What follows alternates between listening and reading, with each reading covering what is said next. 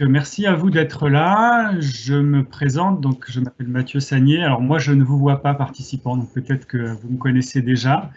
Peut-être pas. Donc, je travaille à la LPO et avec mes collègues, on a monté ce projet des citoyens et des hirondelles pour cette année. Donc, dont il va être question ce soir. Et donc, cette soirée va se dérouler en deux principales parties. Une partie sur les hirondelles en elles-mêmes et une autre partie sur le projet en question et sur la façon dont vous, citoyens, citoyennes, pouvez agir pour la protection des hirondelles. Donc, je serai accompagné ce soir de ma collègue Victoria Buffet, Bonjour. qui est là. Bonjour Victoria, merci de m'accompagner. Donc moi, je vais pouvoir dérouler une présentation pour vous présenter ces projets.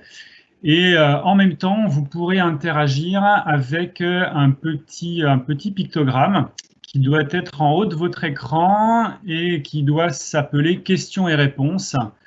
Et en cliquant là-dessus, vous pourrez poser des questions.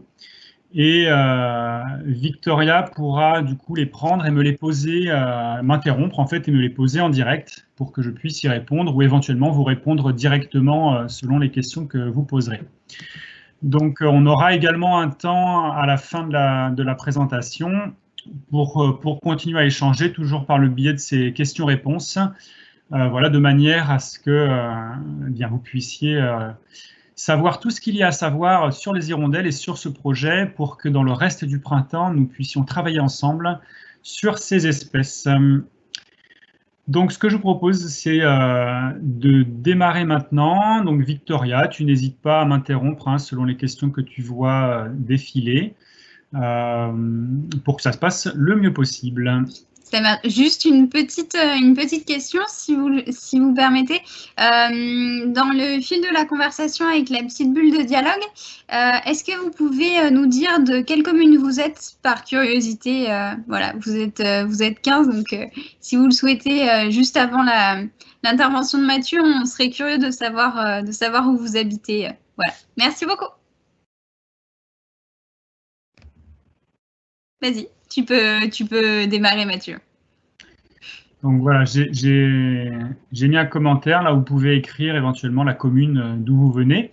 C'est vrai que ce soir on s'adresse tout particulièrement aux Miocèses et aux Miocais pour un projet qui va concerner la commune, mais c'est ouvert à n'importe qui. Donc c'est un projet qui peut également intéresser des habitants d'autres communes, pourquoi pas pour déployer cela ultérieurement ou pour simplement apprendre à reconnaître les hirondelles de chez soi. Donc voilà, n'hésitez pas à nous dire d'où vous venez. Voilà, voilà. Eh bien, on va y aller.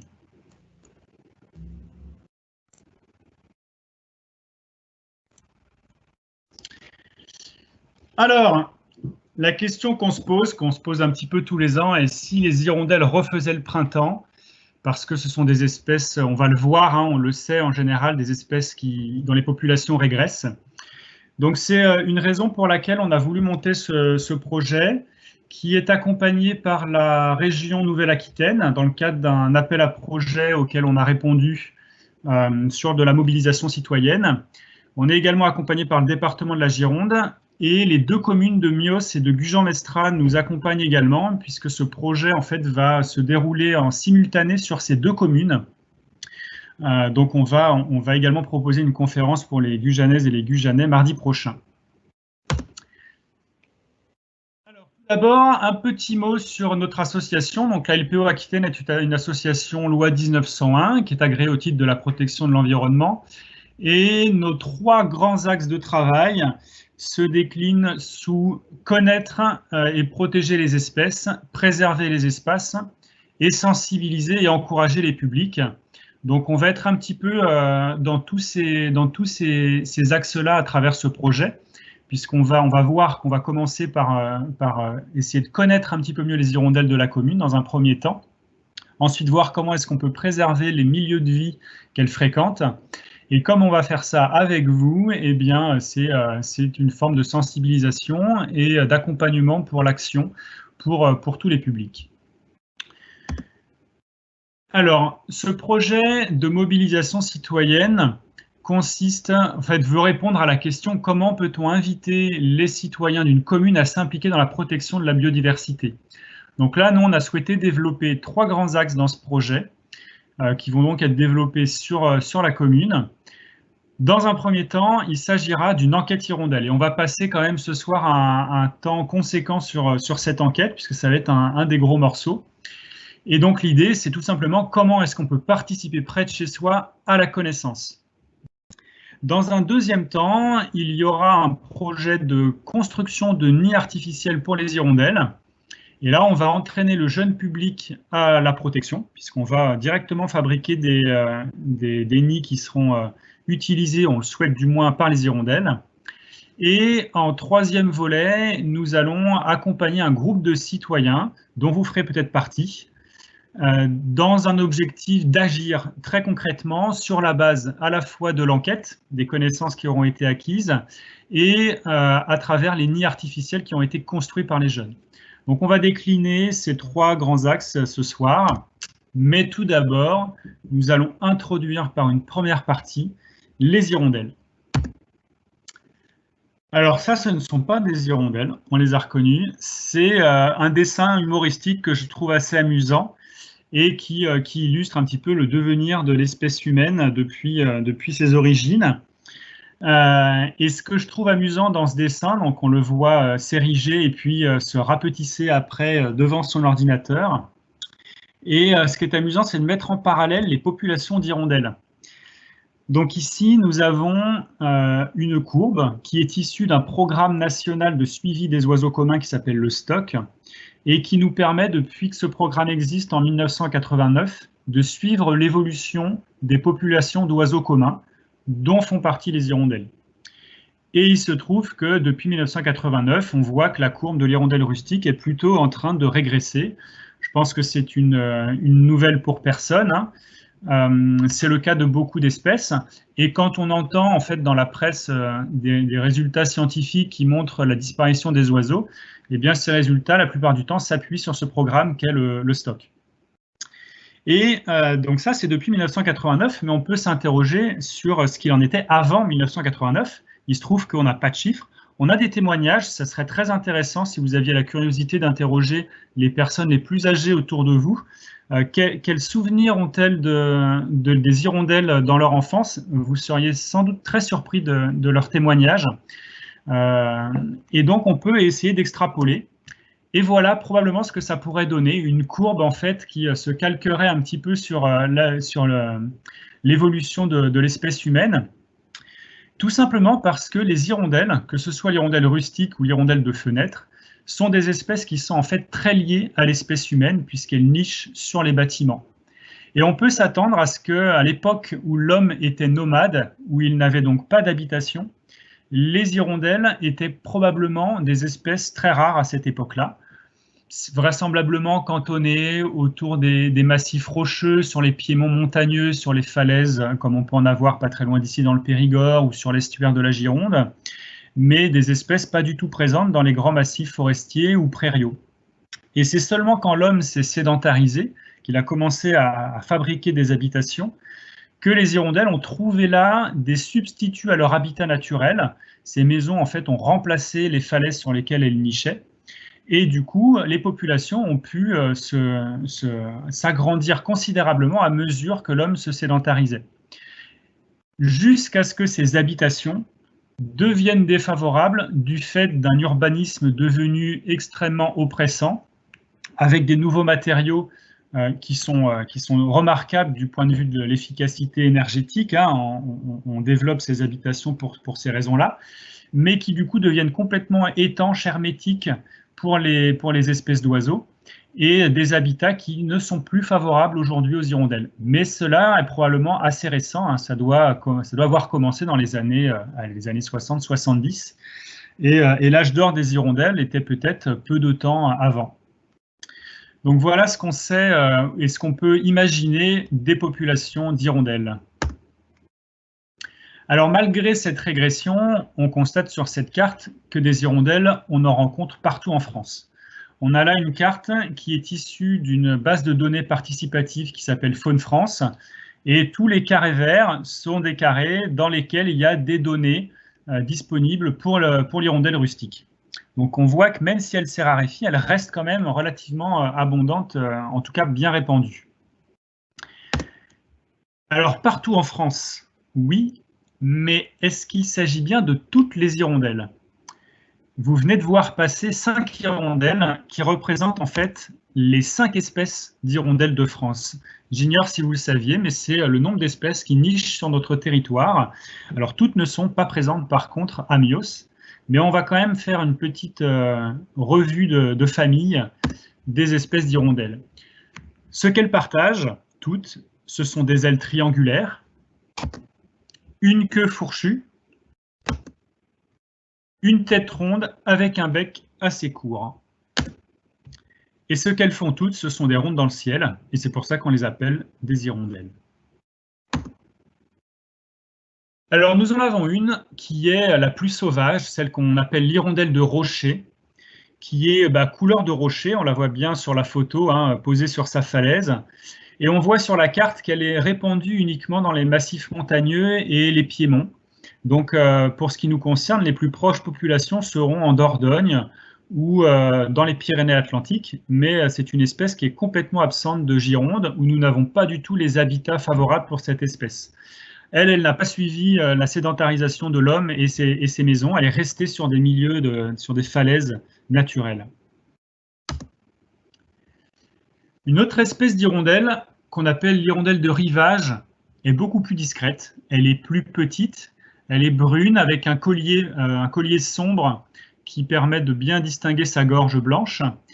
Et elle va faire son nid au fond de galeries, comme on le voit sur la photo, qu'elle va creuser parfois de plus d'1 mètre de profondeur dans des talus sableux. Donc on va la rencontrer dans des milieux où on peut rencontrer ce type d'habitat.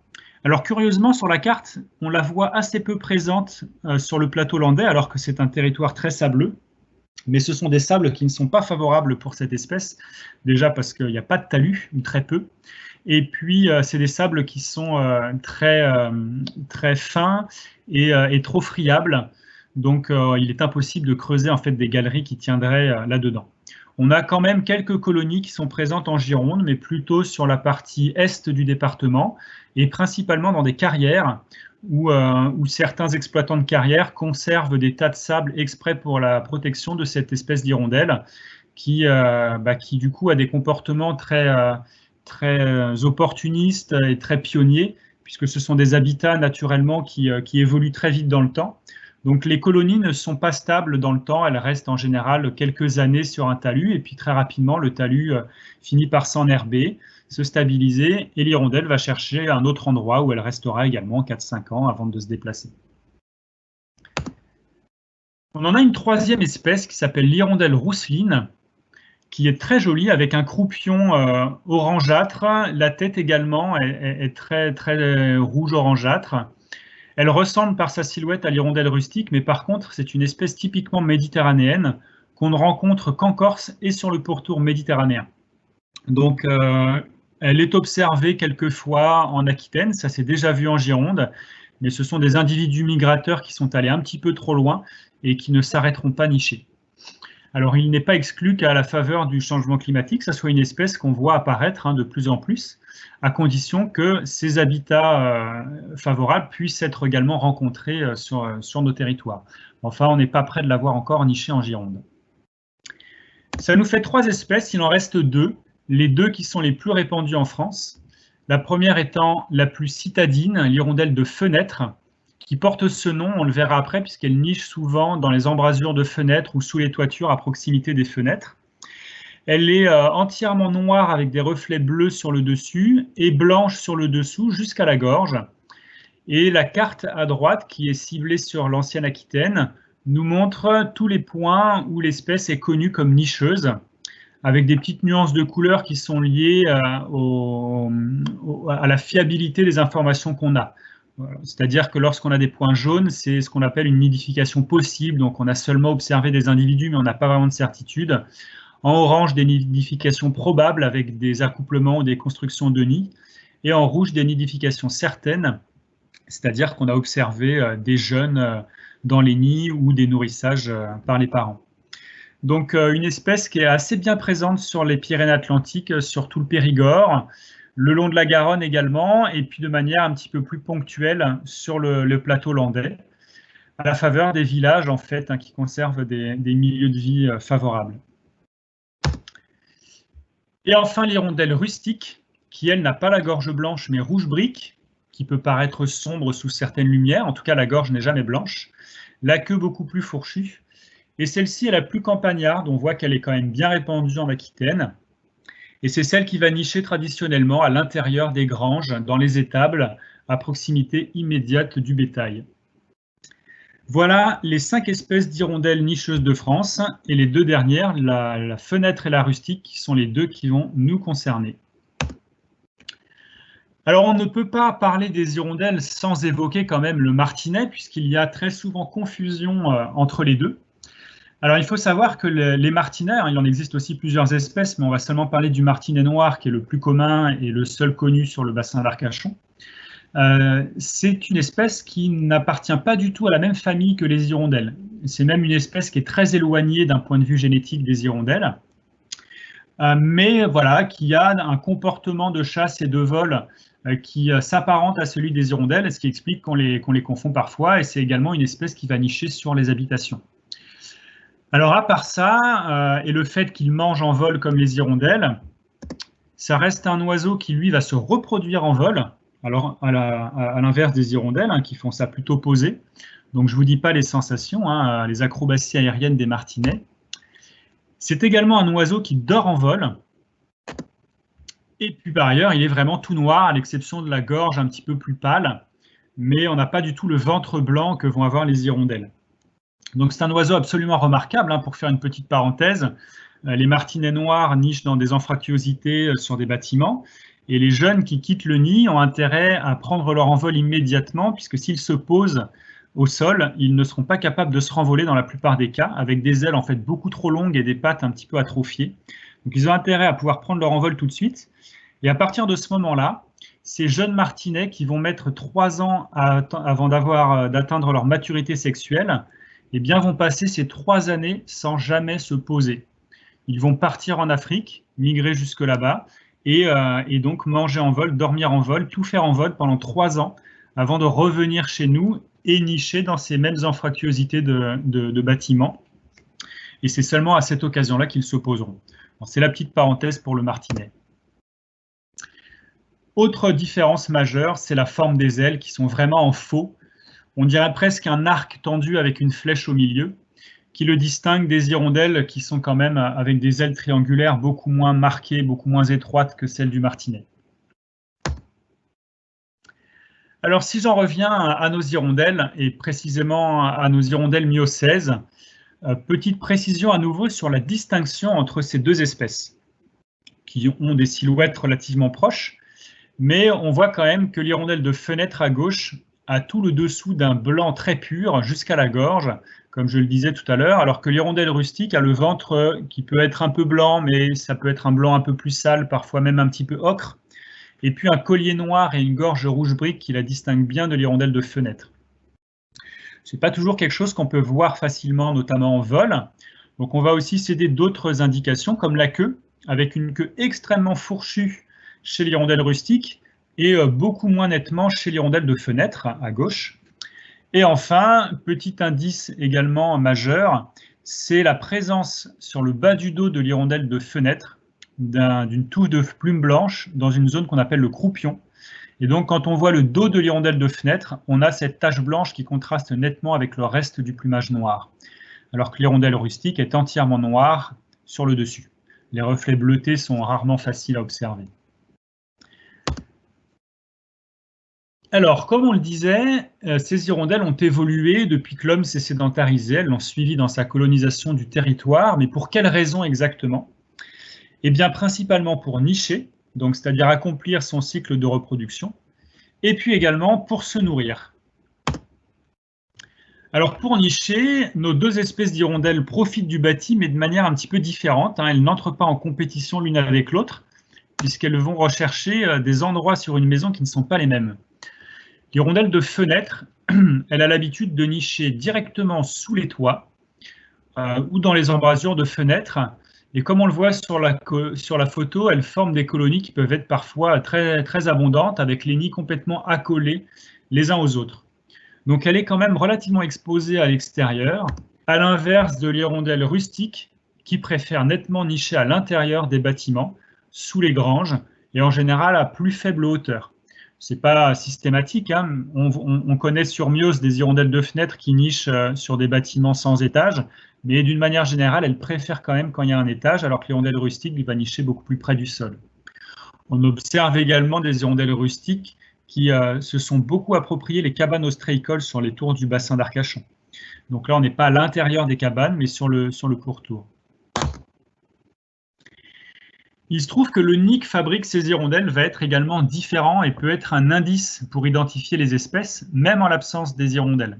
La rustique va faire un nid en coupelle, donc on le voit là, il est à quelques 5 cm en dessous de la toiture et il est complètement ouvert, alors que l'hirondelle de fenêtre va former un nid qui va être complètement fermé, une espèce d'igloo inversé avec seulement une petite ouverture en haut pour pouvoir rentrer à l'intérieur. Ces différences s'expliquent probablement par le fait que l'hirondelle de fenêtre niche plus exposée aux conditions extérieures que l'hirondelle rustique. Alors, toutefois, hein, les deux font des nids à base de boulettes de boue, de mélange de salive qui sont collectées dans l'environnement immédiat. Et l'hirondelle rustique, il mélange également très régulièrement des brins de paille, des morceaux d'herbe, comme on le voit sur la photo, qui constitue également un indice intéressant pour identifier l'espèce.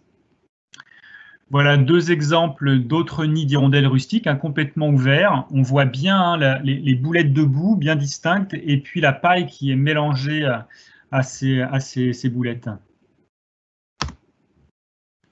Et ici, deux exemples de nids d'hirondelles de fenêtre dans lesquels on ne retrouve pas de paille et simplement des boulettes de boue et fermé vraiment jusqu'au plafond avec une ouverture très étroite sur le sommet qui permet de limiter au maximum l'intrusion d'individus tels que des moineaux, par exemple, qui pourraient avoir envie de s'approprier ces nids.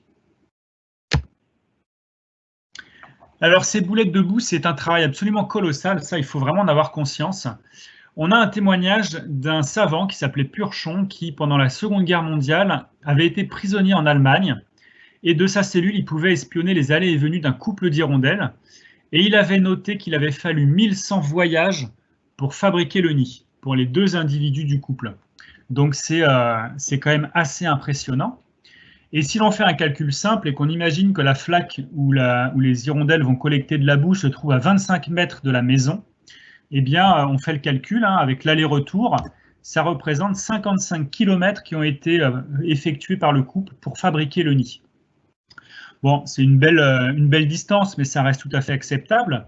Par contre, imaginez que cette flaque de boue disparaisse parce qu'on a décidé d'imperméabiliser les sols, on a décidé de mettre un trottoir, on a décidé de faire une route, on a décidé de construire une maison. Il y a beaucoup de raisons pour lesquelles on pourrait faire disparaître des zones de boue. Eh bien, si cette flaque se trouve tout à coup à 500 mètres, ce qui est assez souvent le cas maintenant, eh bien, ça représentera 1100 km à parcourir pour fabriquer le nid. Alors en fait, à partir de cette distance à parcourir, on peut considérer que ce ne sera pas possible, ce sera trop long et trop épuisant pour les hirondelles. Il ne faut pas oublier qu'elles reviennent d'Afrique, on va le voir après. Donc la proximité de boue pour la fabrication des nids est un élément essentiel pour la pérennisation des espèces. C'est l'une des raisons pour lesquelles dans certains endroits, on installe des nichoirs. Cela permet en fait de compenser l'absence de boue. Mais on observe également que les colonies qui s'installent dans des nichoirs perdent la connaissance, le savoir-faire de la fabrication d'un nid et se retrouvent incapables de fabriquer un nid, même en présence de boue, lorsqu'elles se retrouvent après dans des endroits ailleurs où il n'y a pas de nichoir.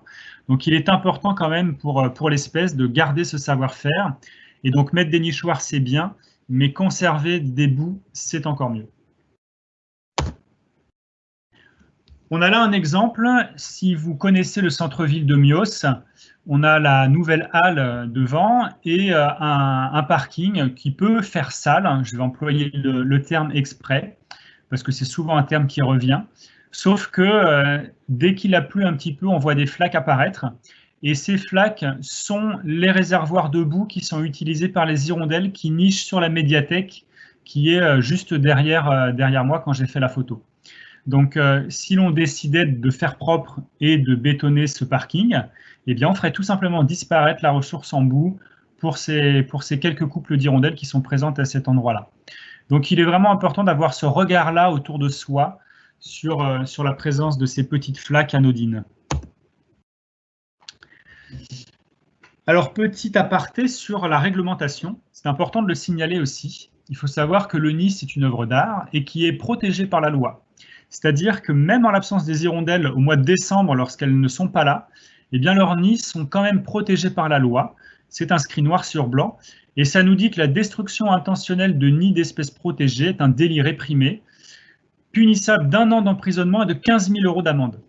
Alors peut-être que vous allez sourire derrière vos écrans parce que ça a pu vous arriver peut-être à vous de détruire un nid parce que vous faisiez des travaux ou vous avez connaissance de quelqu'un à qui c'est arrivé. Je ne vais pas mentir, hein, la mise en application de ces peines, je ne crois pas que ça se soit déjà vu pour des particuliers, mais le fait est que c'est quand même inscrit dans la loi et qu'il est important de le savoir. Et surtout, il est important de se dire que l'objectif n'est pas de mettre sous cloche une maison sur laquelle il y aurait des nids, alors que la toiture pourrait se dégrader, alors que les murs se fissurent, etc. On est bien d'accord qu'il peut être nécessaire de faire des travaux, mais il faut avoir à l'esprit que des solutions existent et qu'il faut impérativement trouver le moyen de continuer à vivre en bonne intelligence avec la nature et notamment avec les hirondelles. Donc la période pendant laquelle on fera les travaux devra se faire en hiver et si l'on doit détruire les nids, il faudra impérativement que de nouveaux nids soient proposés pour les hirondelles dès leur retour au printemps suivant par la pose tout simplement de nichoirs artificiels. Donc ça, il faut quand même en faire la demande auprès des services de l'État, ça ne se fait pas comme ça. Donc ça a l'air comme ça peut-être surprenant ce que je vous dis, mais la loi sur la protection de la nature est peu mise en application, mais elle est quand même assez bien rédigée malgré tout dans les textes de loi. Alors quand les nids sont bien présents et que les adultes peuvent y mener à bien leur couvée, eh bien les œufs vont être pondus vers fin avril, début mai. Il va y avoir 10 à 20 jours d'incubation et puis après, il y aura les jeunes qui vont éclore et ils vont rester au nid pendant environ 2 à 3 semaines pendant lesquelles les adultes vont faire des allers-retours incessants pour les nourrir. Et là, c'est un véritable marathon. On a calculé qu'un oiseau adulte effectue plus de 150 nourrissages par jour, donc il faut aller quand même capturer des proies. Et cela représente près de 7 grammes d'insectes, c'est-à-dire environ 7000 proies. Par un adulte qui sont ramenés au nid. 7000 proies, c'est absolument colossal, mais dans un insecte dont elle se nourrit, il n'y a rien à manger en fait. Un moustique ou un papillon de nuit ou un moucheron ou une mouche, c'est principalement les ailes et l'enveloppe externe qui est un squelette qui est fait à base de chitine, qui n'est pas nourrissant. Donc pour pouvoir avoir l'apport nutritif convenable, il faut en consommer une quantité incroyable. Et les moustiques font partie intégrante du régime alimentaire des hirondelles. Vous voyez où je veux en venir. On a là des insectivores, des insecticides, on va le dire comme ça, redoutables, qui rendent un service gratuitement et on aurait vraiment tort de s'en priver. Alors si à ces 7000 proies, on multiplie par le nombre de nids qui sont installés sur une maison par exemple, plus la consommation des adultes, parce que les 7000 proies c'est uniquement pour nourrir les jeunes, mais les adultes, il faut bien qu'ils se nourrissent aussi, eh bien ça représente en fait par jour des dizaines de milliers d'insectes qui sont consommés. Donc l'efficacité des hirondelles dans la lutte biologique contre les moustiques, elle est réelle, et vu l'endroit où ces oiseaux nichent, c'est une action qui s'opère directement à proximité de nous. Donc, agir pour les hirondelles, ce n'est pas simplement une lubie pour dire qu'on fait du bien à la nature, c'est aussi se rendre service à soi-même. Voilà une photo qui n'a pas été prise en France, hein, je vais être honnête, parce que des rassemblements d'hirondelles comme ça, il y en a eu autrefois. C'est le genre de témoignage que vous pourrez recueillir en consultant les personnes âgées, vos parents, vos grands-parents. Aujourd'hui, ça devient très, très exceptionnel de voir ça en France. Mais ça s'observe principalement en automne. Donc les jeunes ont quitté le nid. Ils ont appris à proximité de leurs parents à se nourrir seuls. Et le grand départ va avoir lieu. Et c'est le moment des grands rassemblements. Alors, elles se rassemblent beaucoup sur les fils électriques.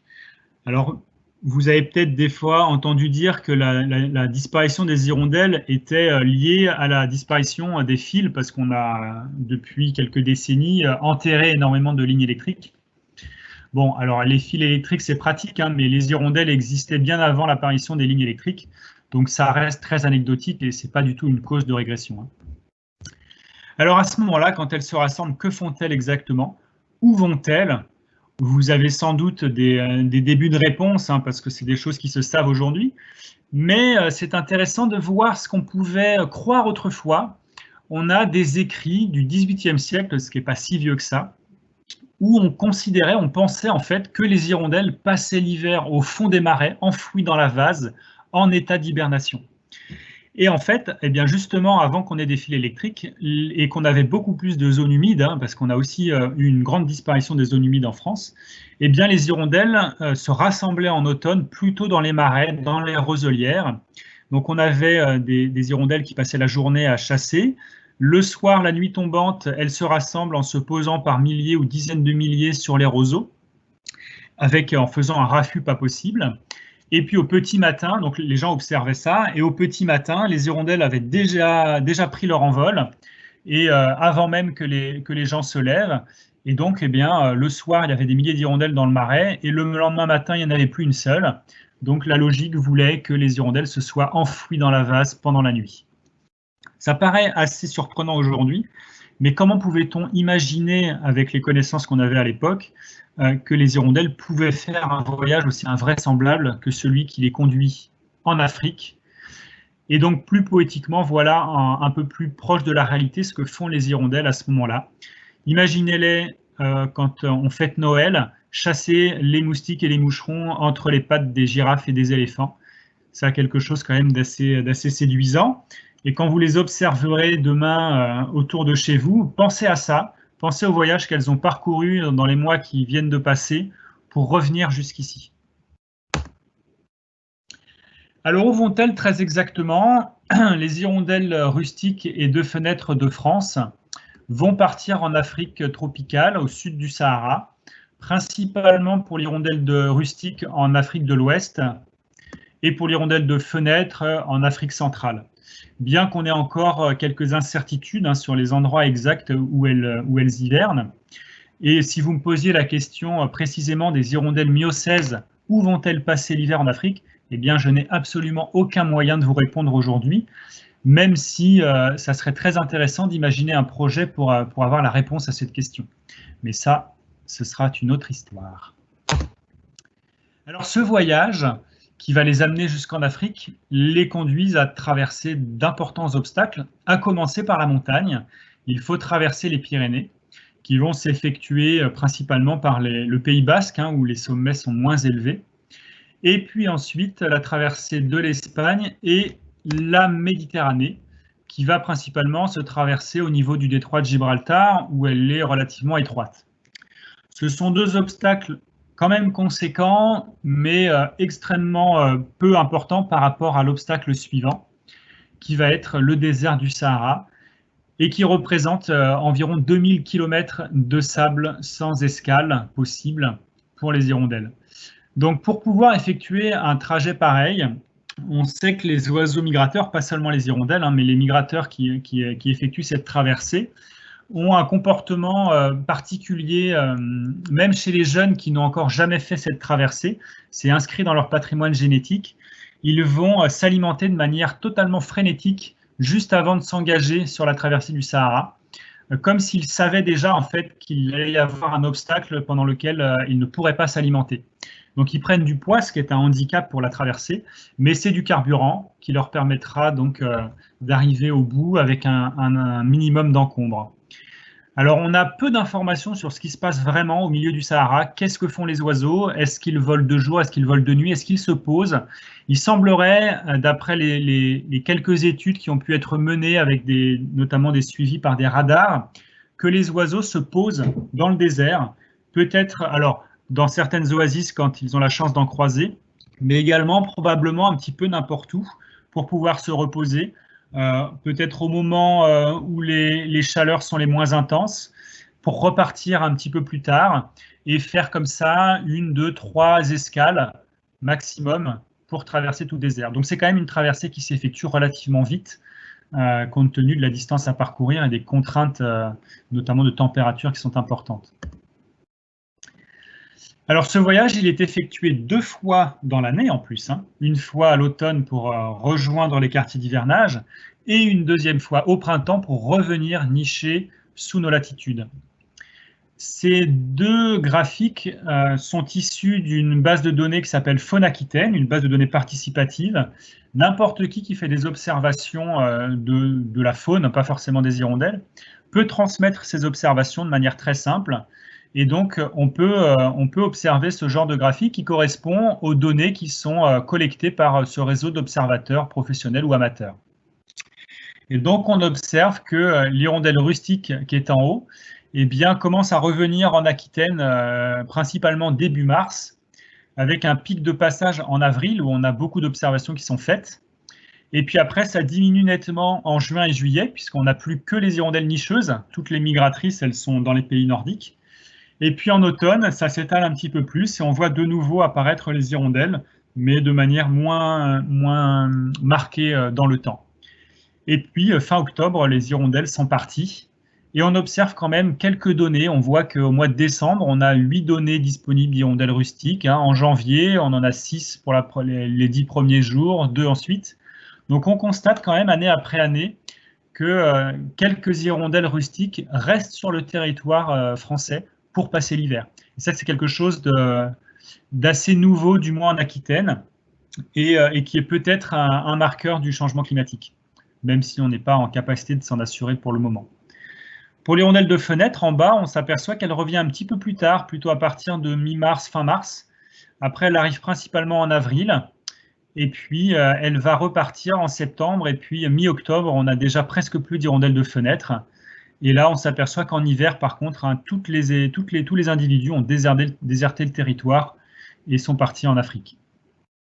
Alors cette année, je vous en informe, la première hirondelle rustique a été observée à Mios le 23 mars et la première hirondelle de fenêtre le 29 mars. Elles étaient en avance. Alors cette vie de grande voyageuse sans valise, est-ce que c'est une vie de vacances ?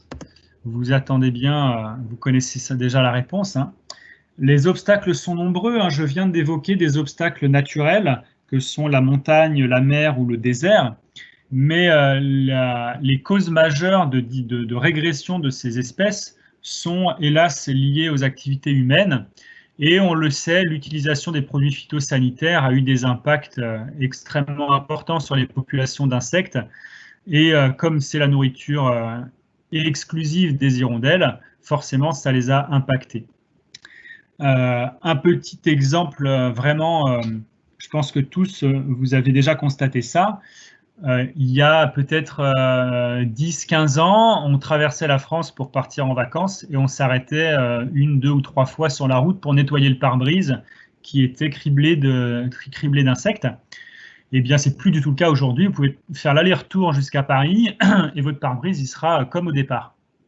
Eh bien, ça, c'est quand même un témoignage assez frappant de la disparition des moustiques, qui est vraiment une réalité. Donc ça occasionne la disparition de la ressource alimentaire. Il se trouve que sur la commune de Mios, il y a un engagement vers une commune sans pesticides. Donc ça, c'est quelque chose de très important puisque les hirondelles vont quand même, pour les hirondelles qui sont miocèses du moins, on a peu de milieux agricoles autour. Donc ça va être plutôt les espaces entretenus qui vont être impactants pour elles. Et donc avoir un engagement sans pesticides, ça aura aussi des effets bénéfiques sur les hirondelles. L'agriculture intensive, c'est également quelque chose qui a eu des effets très néfastes sur la biodiversité. Et pourtant, sur cette photo, on voit très peu d'urbanisme Donc souvent on associe les problèmes des activités humaines par l'urbanisme, mais ce genre de paysage sans aucune haie, sans aucun massif arboré, c'est un environnement qui a été extrêmement appauvri en biodiversité. Il est probablement traité par ailleurs. Donc ça, c'est également des formes de désert biologique qui sont également des épreuves pour les oiseaux, pas seulement, mais notamment pour les oiseaux et les hirondelles, lorsqu'il s'agit de les traverser, notamment en migration. Donc il ne sera pas question de venir nicher dans l'environnement immédiat de ce paysage parce qu'il n'y aura rien à manger. Mais s'il faut le traverser, ça risque aussi d'être une potentielle épreuve. Là, par contre, on a un jardin. Alors, ce n'est pas mon jardin, mais ça aurait aussi bien pu parce qu'il ressemble un petit peu à ça. Moi, j'ai décidé que je n'avais pas besoin de tondre la totalité de mon jardin parce que je n'allais pas partout. Et donc, j'ai décidé de consacrer une partie, elle peut être plus ou moins grande, hein, chacun peut faire à sa sauce, mais consacrer une partie à mon usage que je vais tondre où je pourrais mettre ma table de jardin, et puis consacrer une partie la plus importante possible à la biodiversité, en laissant tout simplement les cycles annuels de la biodiversité se faire. Donc je laisse pousser l'herbe et je la tonds une fois par an en fin de saison, ce qui a permis à tous les insectes de pouvoir mener à bien leur cycle de reproduction. Et cela produira une ressource alimentaire importante pour une grande diversité d'autres animaux, notamment les hirondelles. Donc ça, on en a parlé, hein, la traversée des grands obstacles, c'est une source d'épuisement quand même importante. Et il est important que les oiseaux puissent bénéficier de zones naturelles riches, justement, de part et d'autre de ces grands obstacles. Donc conserver une biodiversité intéressante chez nous, c'est intéressant pour les oiseaux qui vont nicher directement à proximité, mais ça aura également des impacts positifs pour tous ceux qui ne font que passer au cours de leur migration et qui vont faire halte quelques jours, quelques heures parfois dans un jardin et qui trouveront là le carburant nécessaire pour la poursuite du voyage. Et je ne peux pas non plus ne pas parler d'un autre impact majeur sur la biodiversité, même si ce petit chat est très kikinou, comme on dit. Les chats ont un impact réel sur la biodiversité.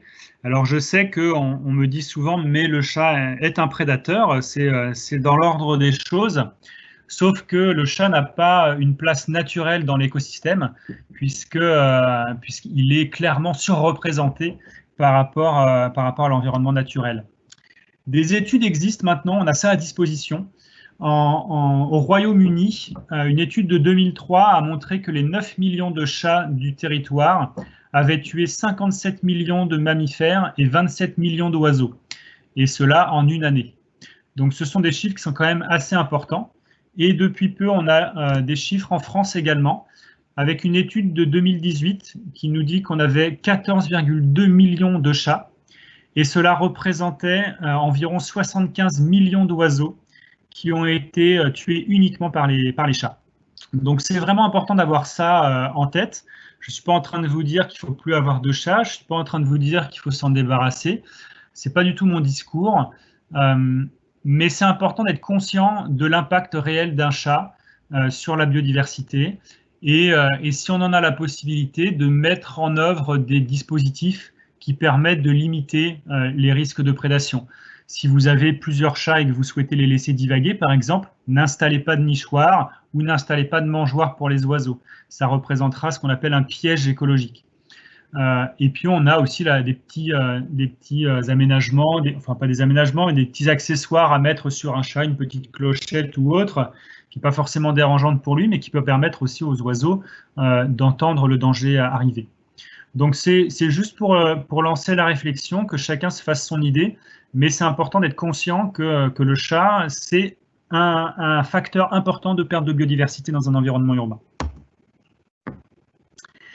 Et enfin, quelque chose de très important dans la disparition des hirondelles, c'est la destruction directe des nids qui se fait de manière alors intentionnelle ou pas.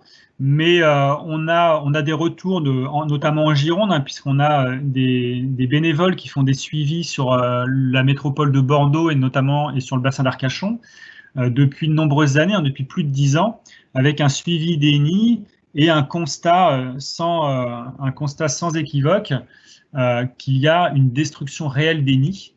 Et comme je vous le disais, si le nid est détruit et que la ressource en boue à proximité a disparu entre-temps, eh bien, c'est une population qui aura également disparu. Donc, il existe également des dispositifs très simples, une petite planchette qu'on met en dessous pour recueillir les fientes, et cela permet la cohabitation, tout simplement. Alors, toutes ces causes nous amènent à ces courbes que je vous ai déjà montrées tout à l'heure pour les deux espèces d'hirondelles, hirondelles de fenêtre et hirondelles rustiques, avec, sur les 10 dernières années, une diminution de 33% des populations d'hirondelles de fenêtre et de 41% des populations d'hirondelles rustiques en 10 ans sur le territoire français. Donc c'est quand même une régression qui est importante, malgré le fait que les hirondelles soient encore assez répandues. Disons que là où elles sont beaucoup moins abondantes qu'elles étaient autrefois. Et le problème, c'est que les hirondelles sont des espèces qui sont exigeantes. Elles sont fidèles à leur lieu de naissance et lorsqu'elles ont niché, elles sont fidèles à leur nid. Malgré les milliers de kilomètres qu'elles ont parcourus pour aller passer l'hiver en Afrique, elles sont capables de revenir à l'endroit où elles sont nées, à l'endroit où elles ont niché et de réoccuper le même nid qu'elles avaient elles-mêmes fabriqué. Ça, déjà, quand même, ça force le respect. Mais ce qui veut dire aussi que si l'on détruit, par exemple, les nids d'une population entière d'hirondelles, comme c'est déjà arrivé dans pas mal d'endroits qu'on connaît autour du bassin d'Arcachon, eh bien, c'est toute la connaissance de ce lieu qui va disparaître avec la population. Ce n'est pas seulement des individus qui disparaissent, c'est un patrimoine culturel, en fait, chez les hirondelles. Et il deviendra alors extrêmement compliqué de faire revenir des hirondelles à cet endroit-là. C'est la raison pour laquelle ce qu'on connaît aujourd'hui, il est important de le préserver et surtout, notamment pour les hirondelles, de ne pas se dire qu'on peut bien se débarrasser des hirondelles chez soi, elles iront chez le voisin. Non, c'est beaucoup plus compliqué que ça. Et donc la protection de l'existant est vraiment aujourd'hui un enjeu majeur. Donc, eh bien, nous allons passer à la deuxième partie de cette soirée. On va voir comment est-ce qu'on peut mieux connaître. Alors, on vient déjà d'en apprendre un petit peu. Et puis après, ce qui intéresse de plus en plus les citoyens, c'est d'agir et de protéger. Et les deux, en fait, sont très interconnectés. Donc, comment on va faire? Eh bien, dans un premier temps, pour connaître, on va mener l'enquête. Et dans un deuxième temps, pour protéger, on va fabriquer des nids. Et ensuite, ces nids, il faudra les installer. Et ça, c'est ce qu'on va vous emmener faire pendant cette année. Donc, deuxième partie, le projet des citoyens et des hirondelles. Un projet en 3 parties, l'enquête, les ateliers nichoirs et le groupe hirondelle. Commençons par l'enquête. Peut-être y en a-t-il parmi vous qui avaient déjà participé à l'enquête qui s'était déroulée en 2019, où on avait fait ça sur la commune de Mios. Donc, je vais revenir un petit peu sur cette enquête en 2019, où on avait réussi à faire l'inventaire des hirondelles dans tous les petits carrés verts que vous voyez là.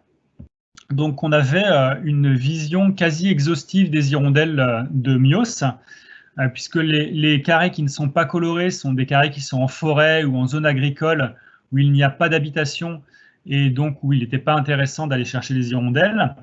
Et les 3 carrés rouges sont les carrés qu'on n'a pas pu prospecter, faute de personnes pour pouvoir y aller. Mais malgré tout, on avait quand même une bonne vision.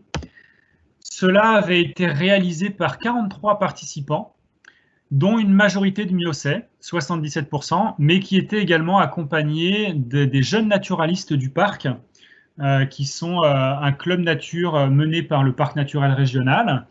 Il y avait également des bénévoles LPO et puis enfin le club biodive du parc naturel régional, qui est un collectif de citoyens du parc, mais pas que, qui se rassemblent régulièrement pour faire du terrain sur le territoire. Alors, cette enquête avait conduit au résultat suivant. 284 nids avaient été détectés, ce qui est quand même assez important. Hein. C'était vraiment sans commune mesure avec ce qui était connu jusque-là. Avec 217 nids d'hirondelles rustiques, donc c'est quand même la majorité. Et parmi lesquels, 3 nids étaient occupés par une autre espèce, 43 étaient vides, donc les hirondelles ne sont pas venues en 2019 dans ces nids, et 65 étaient détruits. 106 de ces nids, donc la moitié à peu près, étaient occupés en 2019, dont 9 étaient fraîchement construits cette année. Donc on voit là une fidélité quand même importante aux nids qui étaient déjà présents avant. Et il faut quand même nuancer un petit peu les nids vides et les nids détruits, puisque les hirondelles rustiques sont amenées à reconstruire un nid au bout de quelques années. Donc on peut avoir sous une grange 2 ou 3 nids. Un sera occupé, les 2 autres seront vides. Ce ne sont pas 2 couples qui se sont absentés, mais peut-être le même couple qui, au fur et à mesure des années, aura construit ces 3 nids. Et ça, on n'est pas en capacité de le détecter. Donc, ce qui est intéressant, c'est surtout de savoir qu'on avait du coup la localisation des 106 couples d'hirondelles rustiques sur la commune. Et le reste des nids étaient donc les nids de l'hirondelle de fenêtre, beaucoup plus préoccupante. Un nid était occupé par une autre espèce, probablement du moineau. 9 étaient vides et 44 étaient détruits. Donc, on n'avait plus que les traces sur les murs. Ce qui représentait donc 13 nids qui étaient occupés, dont 4 construits cette année.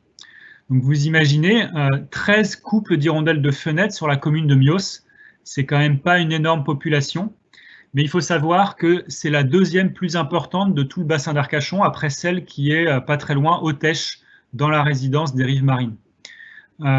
Donc on a une responsabilité importante sur la commune vis-à-vis de cette espèce.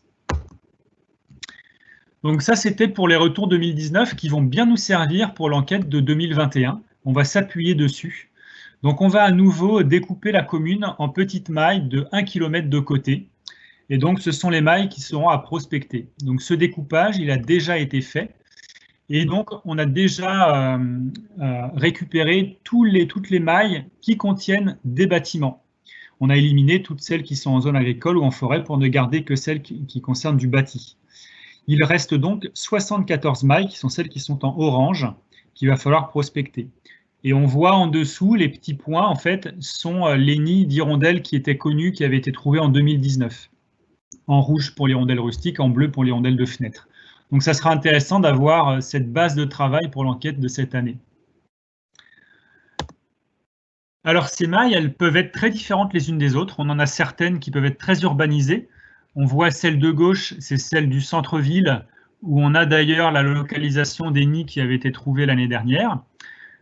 Et puis on a d'autres mailles qui sont beaucoup moins urbanisées. Sur celle de droite, on a seulement un petit aérial en bas à droite, donc seulement une poignée de maisons qu'il faudra aller inventorier. Donc évidemment, on ne passera pas autant de temps sur les 2 mailles. Et en fait, on a quand même une majorité de mailles qui ressemblent plutôt à celle de droite, donc un travail quand même relativement facile à effectuer.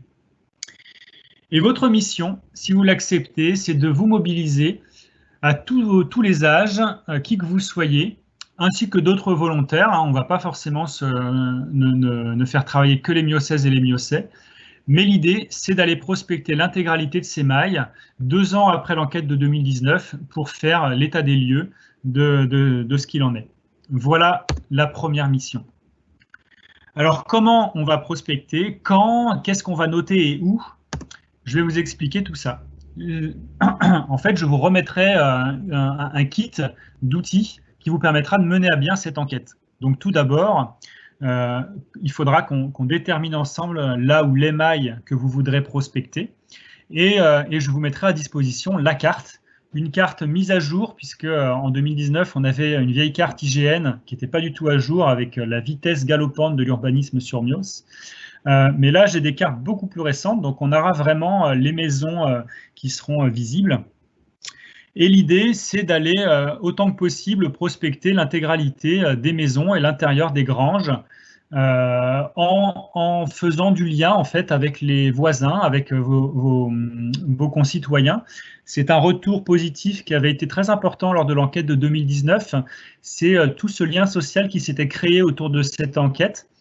Et il est vrai que le lien social est plus que jamais important en ce moment. Donc c'est aussi une occasion d'aller au contact de ses voisins avec une bonne raison, tout en respectant évidemment les distanciations sociales et les gestes barrières, mais on peut assez aisément faire cette enquête autour de chez soi en allant à la rencontre de son voisinage. On aura donc sur les cartes la présence des nids qui avaient été découverts en 2019, donc il sera possible d'aller contrôler ces nids. Il sera même plus que recommandé d'aller les contrôler pour voir s'ils sont toujours occupés cette année. Mais l'idée sera également de continuer la prospection intégrale de la maille pour voir s'il y a également des nouveaux nids qui pourraient être présents. Sur cette carte, eh bien, on va noter et numéroter toutes les maisons où il y a des nids dans l'ordre de leur découverte, et même si ce sont des traces de nids qui sont détruits ou abandonnés.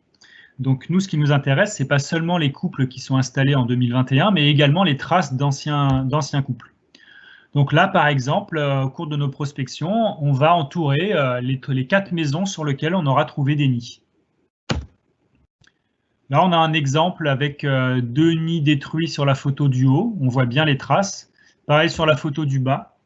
Il faut savoir que sur 150 mètres de la rue principale du centre-ville, on peut facilement compter une trentaine de nids d'hirondelles de fenêtres détruits pour très peu qui sont en état. Donc c'est intéressant d'être vigilant pour repérer les traces de ces anciens nids. Et en plus de la carte, vous aurez plusieurs fiches, des fiches sites que j'ai appelées. Et en fait, il faudra tout simplement compléter cette fiche, et il y en aura une par maison que vous aurez numérotée sur la carte. Donc dans l'exemple précédent, on avait 4 maisons, donc il faudra remplir 4 fiches sur lesquelles on pourra indiquer quelle est laquelle des 2 espèces d'hirondelles est présente. On pourra indiquer le nombre de nids présents sur ce bâtiment et préciser leur état, s'ils sont occupés par les hirondelles, s'ils sont en construction, s'ils sont vides, etc. etc. Donc c'est une petite fiche très simple à remplir.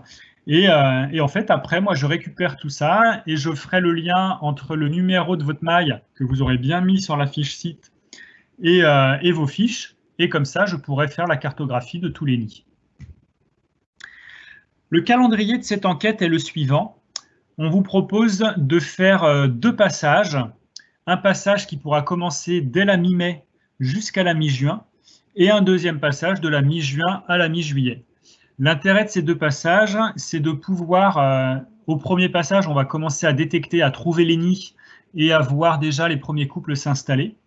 Et au deuxième passage, on va s'assurer de l'occupation des nids parce qu'on peut très bien trouver au mois de mai ou début juin un nid vide, mais en fait, tout simplement parce que les hirondelles ne sont pas encore complètement arrivées et donc il faut attendre le deuxième passage pour s'assurer que le nid soit occupé.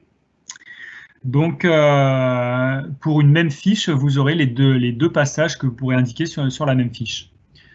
Donc, ça reste relativement simple. Pour des mailles très urbanisées, on pourra très bien imaginer des équipes pour se répartir les différents secteurs. Et donc, voilà, c'est quelque chose qui est à faire près de chez soi. Ces 2 outils, la carte et les fiches sites, seront à remettre à la mairie à la fin du mois de juillet ou même dès la fin juin, lorsque l'enquête sera terminée. Moi, je pourrais récupérer tout ça auprès des services de la mairie et je pourrais en faire le bilan qui vous sera restitué. Je viens de vous présenter là les grandes lignes de cette enquête. Vous l'aurez constaté, elle est quand même relativement simple à mettre en pratique. Ça reste malgré tout une enquête très scientifique parce qu'on est sur un protocole qui contient quand même une certaine rigueur et ça, c'est là où c'est très intéressant. Mais sachez que vous avez en plus cet outil, le manuel du détective hirondelle, qui a été mis à jour et qui donc est téléchargeable sur le site de la mairie ou le sera dans les prochains jours et dans lequel vous avez tout le détail de ce que je viens de vous présenter là. Comme ça, à tout moment, vous vous posez une question sur le protocole, vous avez oublié ce que je vous ai dit, etc.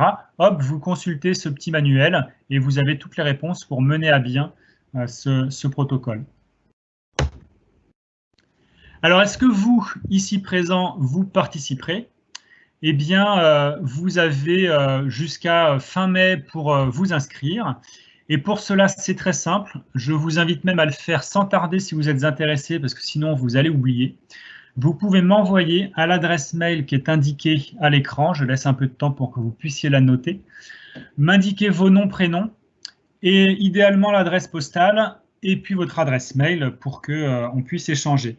Alors, pourquoi l'adresse postale? Tout simplement puisque je puisse savoir où vous habitez et vous proposer des mailles qui soient directement à proximité de chez vous. C'est tout simplement pour cette raison-là. Il est évident que ce document qui sera compilé dans un Excel dans mon dossier projet Hirondelle ne sortira jamais de ce dossier-là. Donc, vous pouvez le faire dès maintenant ou dès après la conférence, si jamais vous êtes intéressé. Comme ça, je pourrais aussitôt voir quelle a été l'efficacité de cette soirée. Alors, en parallèle de ce premier volet qui est l'enquête, nous allons mener des ateliers nichoirs. Ça, c'est quelque chose qu'on n'avait pas fait en 2019. Donc, c'est très intéressant. C'est des ateliers, on va en mener 7, en fait, de construction de nids artificiels et que l'on va mener auprès du jeune public.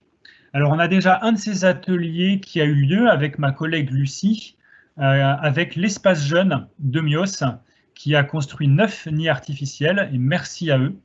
Et ces nids ont déjà été installés sur la tour à hirondelles, sur laquelle je vais faire une petite parenthèse. Et donc, les 6 autres ateliers seront menés plutôt dans les établissements scolaires. Alors, c'est vrai que les contraintes actuelles ne nous facilitent pas les choses. On les fera peut-être pas tous au printemps, mais c'est pas très grave. De toute façon, ces nids-là ne seront pas opérationnels pour cette saison de reproduction. Mais l'idée, c'est qu'ils le soient pour l'année 2022. Donc, on s'attend à ce qu'on ait au moins une cinquantaine de nids qui soient construits par les jeunes pour les hirondelles de Mios. Et ça, c'est quand même très satisfaisant. En photo, en fait, là, c'est justement l'espace jeune qui construisait les nids. Et donc, on les voit, ce sont ces nids-là qui sont installés sur la tour à droite. Cette tour à hirondelles, c'est un petit peu le fruit du travail qui a été réalisé lors de l'enquête de 2019. Vous voyez par la forme des nids que cette tour est consacrée à l'hirondelle de fenêtre. Et l'idée a été de constater grâce à l'enquête que la population d'hirondelles de fenêtre de Mios était quand même pas en très bon état de conservation, avec 13 couples et beaucoup de nids qui avaient été détruits. Donc un potentiel quand même sur le centre-ville, mais une population plutôt mal en point. Et donc cette tour a été mise en place au début du mois. En fait, elle a été installée fin mars, elle a été mise opérationnelle au début du mois d'avril. Et elle a été construite sur les plans d'un habitant du bassin et par les personnes handicapées de l'ESAT d'Audange qui a fabriqué cette tour. Donc c'est vraiment un projet hyper intéressant, même socialement. Et donc elle est installée à l'arrière de la mairie. Et je vous invite à aller l'observer et même y passer du temps pour essayer de voir si les hirondelles occupent les nids. Pour l'instant, on n'a pas de retour encore de l'occupation. Il n'est pas exclu que la tour ne soit pas occupée cette année, mais il faut espérer qu'elle le soit dans les années à venir, puisque l'emplacement a aussi été choisi en fonction de la proximité avec les hirondelles existantes. Alors, les autres nids qui vont être installés par les établissements scolaires, où est-ce qu'on va les mettre ? Ça, c'est une vraie question. Souvenez-vous ce que je vous disais tout à l'heure. Les hirondelles sont exigeantes, elles sont fidèles à leur lieu de naissance. Donc, si on se disait, on les met un petit peu n'importe où, on a à peu près 99 chances sur 100 qu'ils ne soient jamais occupés par les hirondelles. Donc, on est obligé d'intervenir là où les hirondelles sont déjà présentes. C'est là où c'est intéressant. Mais les hirondelles sont quand même présentes un petit peu partout. Et comment est-ce qu'on va décider vraiment de où les mettre ?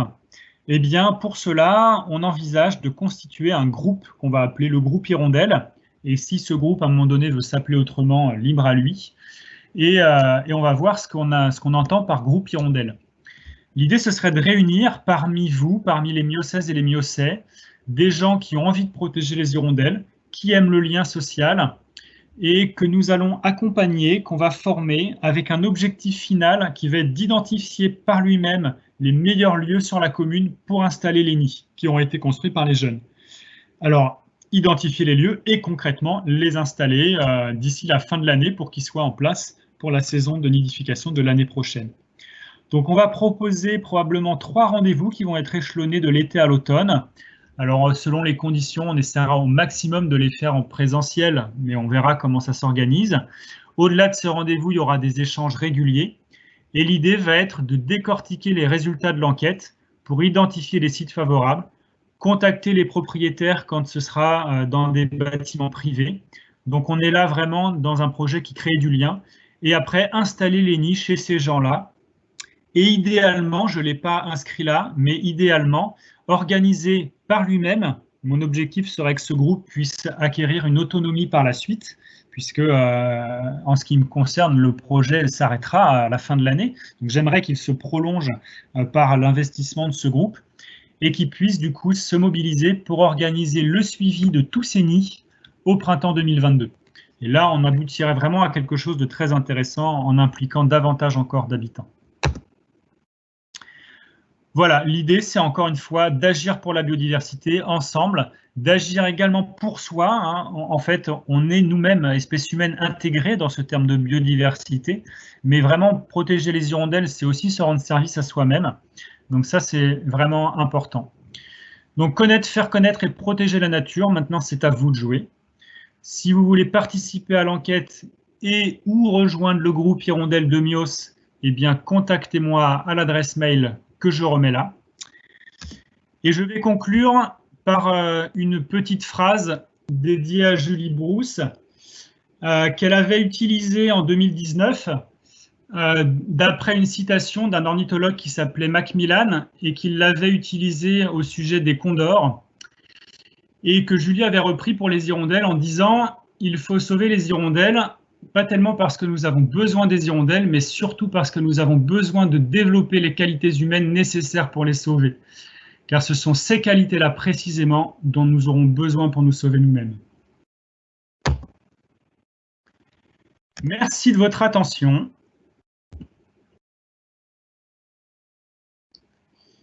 Je vais terminer le partage d'écran.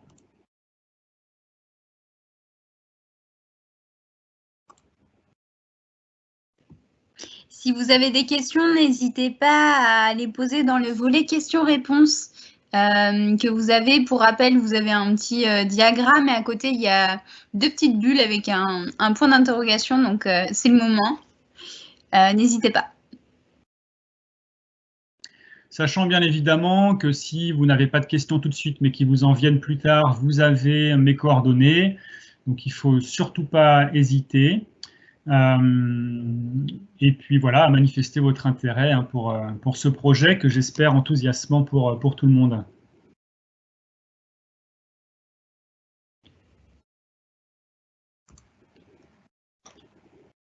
Et si jamais vous n'avez pas de questions, eh bien, nous prendrons contact donc si vous manifestez votre intérêt pour participer. Et puis après, voilà, on aura l'occasion du coup de se revoir régulièrement, d'échanger régulièrement. Moi, j'essaye toujours, au fur et à mesure de l'enquête, de tenir le groupe qui se constitue informé de l'avancée de l'enquête. Et puis, si vous avez aussi le souhait d'accueillir des hirondelles chez vous, voilà, c'est aussi une occasion de le manifester, puisque ça vous pourrez intégrer aussi ce projet en accueillant des hirondelles, hein, comme on l'a vu. Super, j'ai eu un merci beaucoup pour cet exposé. Donc, super de Bernadette, merci beaucoup. Merci à vous de nous avoir suivis. Vous avez été une vingtaine de participants, donc c'est super. Si vous voulez nous laisser un petit message avant de partir, ça nous fait toujours plaisir. N'hésitez pas. Merci à vous. Et sinon, bonne soirée. Passez une très bonne soirée. Merci Bernadette. Et puis, on se dit à bientôt. Merci beaucoup. À bientôt. Au revoir.